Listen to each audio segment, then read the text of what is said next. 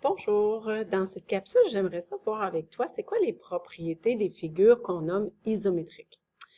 D'abord, des figures isométriques, c'est des figures qui ont les mêmes mesures. C'est des figures qui ont été obtenues par transformation géométrique. Donc, je suis partie, par exemple, ici d'un triangle. Je le prends, mon triangle, et j'en fais une copie, soit par translation, soit par déplacement dans le plan.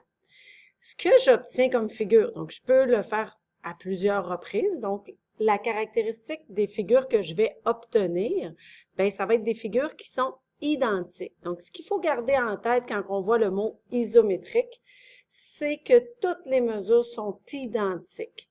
Donc, lorsqu'on travaille avec des figures isométriques, l'avantage, c'est que les figures vont avoir les mêmes mesures. Puisqu'on est dans le contexte de géométrie, et qu'en géométrie, notre objectif, c'est de trouver des mesures manquantes. Donc, tu as toujours fait ça en géométrie. On a vu les figures, les différents polygones, puis notre objectif, c'est de trouver des mesures qui manquent dans le but de résoudre un problème.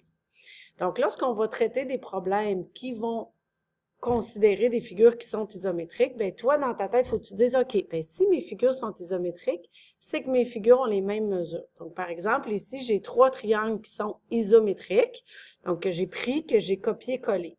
Donc, qu'est-ce que ça a comme caractéristique? Bien, que tu vois, bien, les mesures de côté sont les mêmes. Et si j'allais calculer la mesure de mes angles, bien, les 3 triangles auraient les mêmes mesures d'angle. Donc, toi, dans cette optique-là, si je cherche des mesures d'angle, ben, j'ai pas besoin. L'angle ici qui est de 53, ben, je peux le reporter ici. Je vais avoir un angle de 53. Même chose pour l'angle C qui était de 36. Ben, je pourrais le reporter ici parce que selon la définition des triangles isométriques, ben, les angles vont avoir la même mesure. Plus spécifiquement, donc lorsqu'on va parler de figures congrues ou de figures isométriques, ben c'est des figures dont tous les angles homologues, donc les angles qui vont ensemble. Donc le terme homologue veut dire ils vont ensemble, donc l'angle A avec l'angle A, l'angle B avec l'angle B, ben tous les angles homologues sont congrus, ainsi que tous les côtés homologues sont congrus. Ce que ça a comme impact, c'est qu'on peut même dire que les périmètres vont être les mêmes et l'air aussi.